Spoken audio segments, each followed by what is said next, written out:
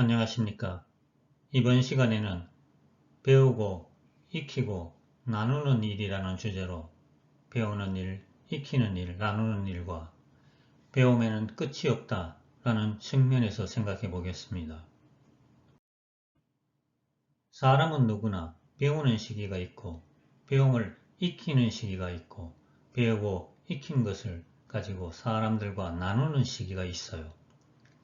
누구를 막론하고 배우고 익히고 나누는 과정을 거치기 마련이지요. 사람에 따라 배우는 일에 많은 시간과 노력을 할애하는 사람이 있어요. 또 배움은 짧은데 배운 걸 자기 것으로 만드는데 많은 시간과 노력을 할애하는 사람도 있어요. 한편 배움도 짧고 익힘도 적은데 남과 나누는 일에 상당히 열을 내는 사람이 있습니다. 자신은 세 가지 중 어느 유형에 해당한다고 생각하시나요? 이 세 가지, 배우고, 익히고, 나누는 과정이 조화롭고 균형이 맞아야만 진화에 도움이 됩니다. 배움도 적고 익히지도 않았는데 많이 나누려 하면 실속이 없어지지요. 내가 배운 것이 적다고 생각되면 지금이라도 많이 배워야겠죠. 반면 배움은 있는데 그게 아직 내 것이 되지 않았다면 익히는 과정이 필요할 것입니다. 배우고 익히는 것이 어느 정도 이루어졌지만 그걸 남과 나누는 게 모자란다면 나누는 일에 좀 더 치중해야겠죠. 사주 명리학에서 자신에게 들어오는 것과 나가는 것이 적당히 균형을 이루고 있는 사주가 좋은 사주라고 합니다. 나에게 도움을 주는 것은 많은데 남을 도와주는 게 없으면 가지는 일에만 열을 내고 나누는 일에는 인색해져서 욕심 사나운 사람이 되죠. 누군가로부터 도움을 받았다면 반드시 나누어주는 역할이 필요하지요. 풍수지리를 봐도 마찬가지입니다.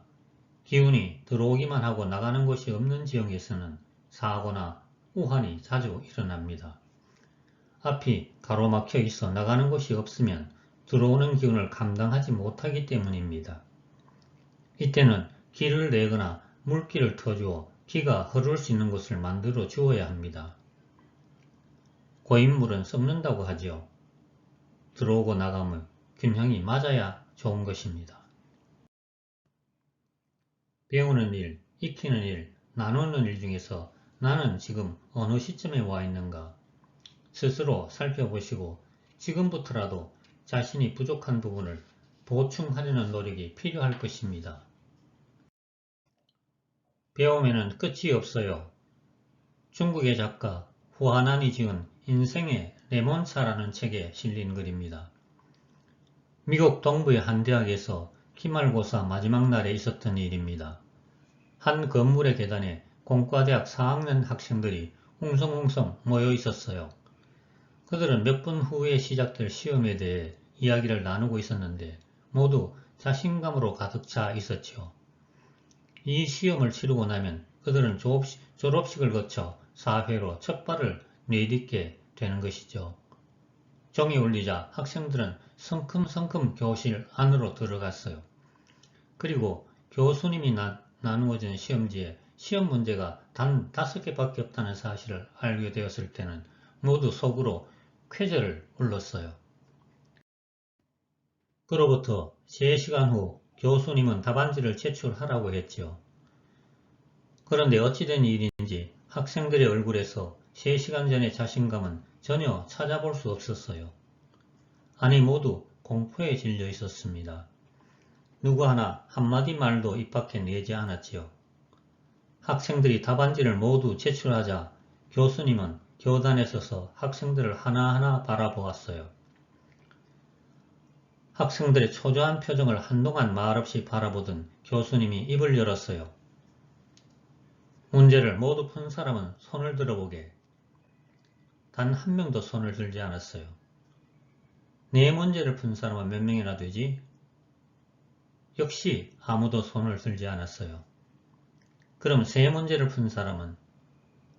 학생들의 얼굴에서 불안한 기색이 역력해졌어요. 한 문제라도 푼 사람은 있나? 숨막히는 정적이 계속되었습니다. 이게 바로 내가 기대했던 결과이고 목적이네. 제군들은 4년간의 교과 과정을 모두 이수했지만 자네들이 전공한 것에 대해서는 아직 모르는 것이 수없이 많다네. 오늘 문제는 그리 어려운 문제도 아니네. 학생들의 겁에 질린 표정을 바라보며 교수님이 빙그레 미소를 지었어요. 제군들 모두 이 과목에서 통과했네.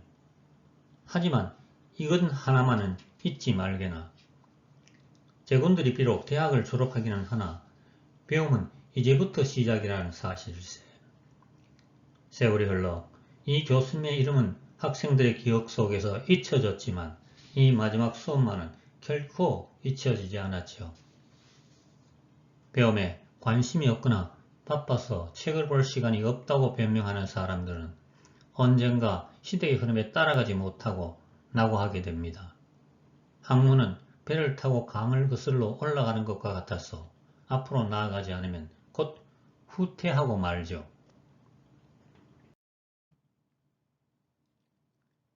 배우고 익히고 나누는 일은 누구를 막론하고 평생 계속해야 할 일이라고 생각합니다. 들어주셔서 감사합니다. 다음에는 자신이 하고 싶은 일을 하라에 대해서 이야기하겠습니다.